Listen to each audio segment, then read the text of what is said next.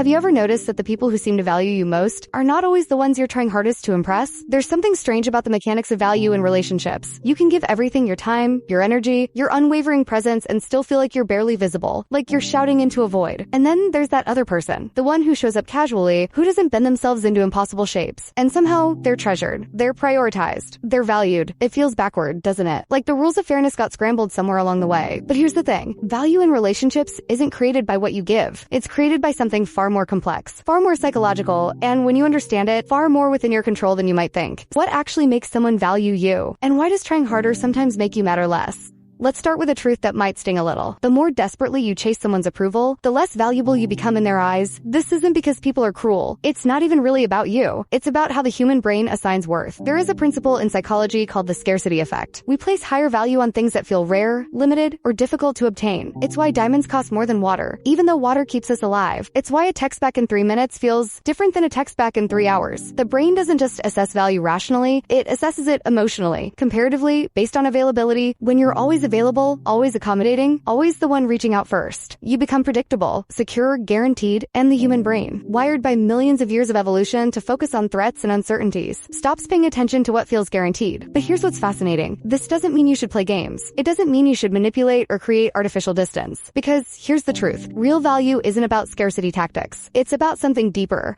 The people who are most valued in relationships aren't the ones who are hardest to reach. They're the ones who have a rich, full internal world that exists independently of the relationship. Think about someone you deeply respect and want to be around. Chances are they have passions, interests, boundaries, and a sense of self that doesn't collapse when you're not there. They're not waiting for you to give them permission to exist. They exist fully, whether you're watching or not. This is what psychologists call differentiation, the ability to maintain your sense of self while still being emotionally connected to others. And it's one of the most attractive qualities a human being can possess. When you have a strong internal world, something shifts in how others perceive you. You're no longer a mirror, reflecting back what they want to see. You're a window into something interesting, something textured, something that invites curiosity rather than demands attention. And here's where it gets complex. The person who values themselves doesn't need to convince anyone else of their worth. They simply carry it, like gravity, like something fundamental that doesn't require explanation. The psychology behind this runs deeper than simple confidence. It touches on attachment theory, developed by psychologist John Bowlby. People with secure attachment, those who learned early that they're worthy of love without having to earn it, constantly naturally exude a kind of calm self-possession. They don't chase because they don't believe love is something that runs away. They don't cling because they don't believe connection is fragile. And ironically, this makes others want to stay close.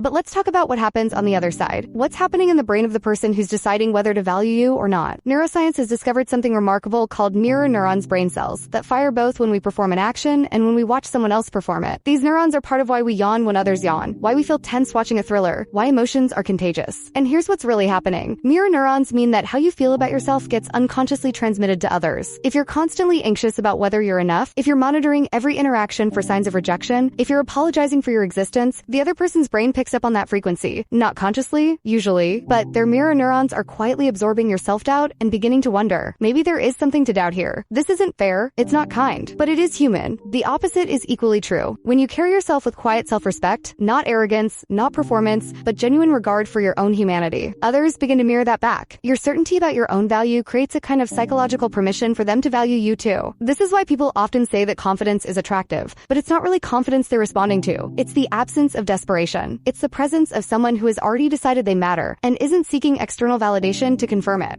Here's another layer. People value what they invest in. This might sound counterintuitive. You'd think that the more you invest in someone, the more they'd value you back. But psychologically, it often works in reverse. There's a cognitive bias called the IKEA effect. People place disproportionately high value on things they've had a hand in creating. You value the wobbly bookshelf, you assembled yourself more than a perfectly crafted one someone gave you. Because you invested effort. Because your time and struggle are embedded in it. The same principle applies to relationships. When you do all the work, all the initiating, all the emotional labor, all the compromising, the other person hasn't invested much. And without investment, there's no psychological ownership, no sense that this relationship is something they helped build, something precious they might lose. But when someone has to show up for you, has to consider your needs, has to stretch themselves to meet you, they're investing. And with each investment, their brain begins to justify the effort. I wouldn't put in this much unless this person really mattered to me. This doesn't mean you should withhold or create obstacles artificially. It means you should have boundaries, standards, a life that requires someone to show up meaningfully if they want access to you. It means you should stop doing the relationship alone.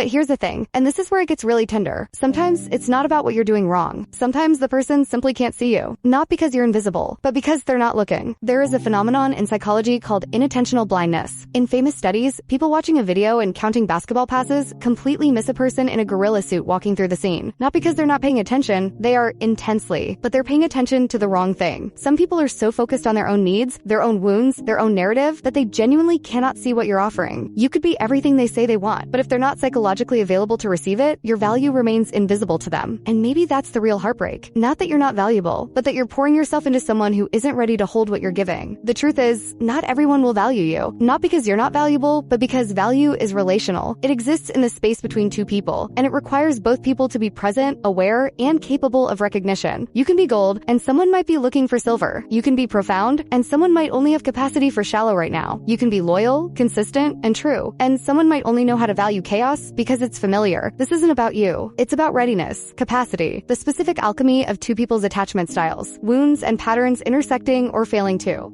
Here is what often gets missed in the conversation about value. Real lasting value in relationships isn't created in moments. It's created over time, through consistency. Psychological research on trust, particularly the work of Dr. John Gottman, shows that relationships aren't built on grand gestures. They're built on what he calls turning toward in small moments. The accumulation of tiny interactions where you show up, pay attention, and respond. But here's the catch. Consistency only builds value when the other person is capable of recognizing patterns, when they're capable of memory, of gratitude, of connecting today's kindness with last week's and the week before. Some people live so entirely in the present moment, often as a trauma response, that your consistency doesn't accumulate. Each interaction stands alone, disconnected from the story of who you've been to them. This is exhausting. It's like building a sandcastle at low tide, only to have the waves erase it before anyone notices it was there. And this is where you have to ask yourself a hard question. Am I being consistent because it's creating something real? Or am I being consistent because I'm hoping that eventually, finally, someone will notice? There's a difference between devotion and self-abandonment. One nourishes, the other depletes. Let's talk about what healthy value looks like. Because understanding what doesn't work means nothing if we don't also understand what does. In relationships where value is mutual, there's a natural rhythm of reciprocity. Not tit for tat, not transactional, but organic. A genuine flow of give and take where both people feel seen, both people feel like they matter, both people occasionally stretch to show up for the other. Psychologist Dr. Harriet Lerner talks about the importance of equal regard in relationships, not equal sameness, but equal consideration. Your needs, feelings, and reality are held with the same weight as the other person's. When someone truly values you, you don't have to convince them. You don't have to perform or prove or continuously earn your place. Your inherent humanity is enough. Your presence is wanted, not just tolerated. Your absence is noticed, not just in what you do for them, but in who you are. They remember things you've said. They consider how their choices affect you. They make room for your complexity. They're curious about your inner world, not just how it serves them. And here's what's really happening in their brain. They've formed what attachment researchers call a secure base. You're no longer an uncertainty they need to solve or a resource they need to extract value from. You're a person they've woven into their sense of safety and belonging. This is what it feels like to be valued, not worshipped, not put on a pedestal, just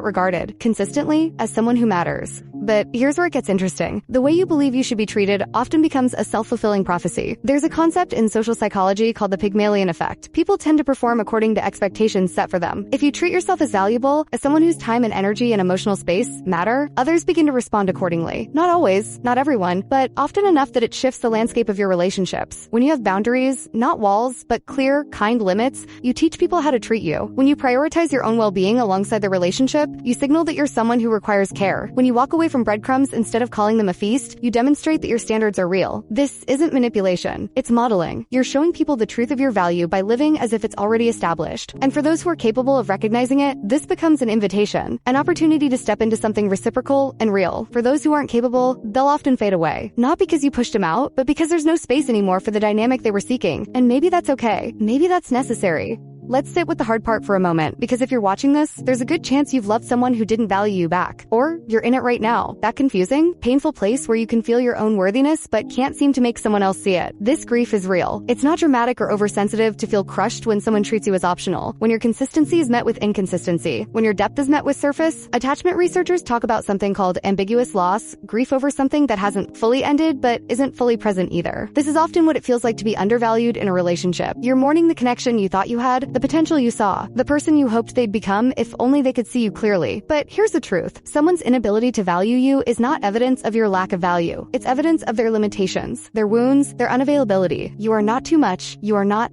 enough. You are simply not matched with someone who can hold what you're offering. And this is one of the most painful realizations in human relationships. Love isn't always enough. Worthiness isn't always enough. Sometimes two people are simply incompatible in their capacity to show up. This doesn't mean you did anything wrong. It means you're learning to discern between people who can meet you and people who can't. And that discernment, as painful as it is to develop, is a form of self-love. What do you do with all of this? How do you move through the world when you understand that value is complex? That it's not always about what you give, that some people will never see you no matter how brightly you shine. You start by reclaiming your value for yourself, not as a consolation prize, not as a backup plan for when others fail you, but as the primary relationship, the one that grounds all the others. You practice seeing yourself the way you wish others would see you, with patience, with generosity, with recognition of all the small, invisible ways you show up for your own life. You stop outsourcing your sense of worth to people who haven't earned the authority to determine it. You build a life that feels full and textured and meaningful even when you're alone. Not because you're giving up on connection, but because you're refusing to make connection the only source of your value. And then something interesting happens. When you're no longer desperate to be valued, when you're no longer contorting yourself to earn a place in someone's awareness, you become magnetic in a different way. Not because you're playing hard to get, but because you're genuinely harder to get. Because your energy isn't scattered across people who don't treasure it. Because you're present with people who can actually see you, and absent from situations that diminish you. This is differentiation in action. This is what it looks like to value yourself so completely that others' perceptions become interesting data, but not the truth of who you are. Here's what I want you to know. If you've been trying to make someone value you, if you've been bending yourself into impossible shapes, hoping they'll finally see, you can stop. Not because you're giving up on love, but because you're choosing a different foundation. You matter because you exist. Not because of what you do, not because of how useful you are, not because you've finally perfected the formula that makes you worthy of someone's attention. You matter because you're human, because you have an inner world rich with thought and feeling, because you show up for your own life day after day, even when it's hard. And the people who are meant for you, the ones who have the capacity, the readiness, the openness, they'll see this. Not because you convince them, but because they're looking. The psychology of what makes someone value you ultimately comes down to this. Be someone who values themselves. Not in an arrogant, closed-off way, but in a way that's grounded and real. Be consistent with your own standards. Have boundaries that protect your energy. Build a life that doesn't require someone else's validation to feel meaningful. And then, allow the people who can meet you there to come close. Allow reciprocity. Allow the ease of being seen without having to beg for it. Because that's what you deserve. Not someday when you've finally become perfect enough. But now, exactly as you are. The right people won't make you wonder. They won't make you chase. They won't make you feel like your value is something you have to constantly prove. They'll simply know, and you'll know too by how it feels to be around them. Like coming home. Like being seen. Finally being valued for exactly who you've been all along.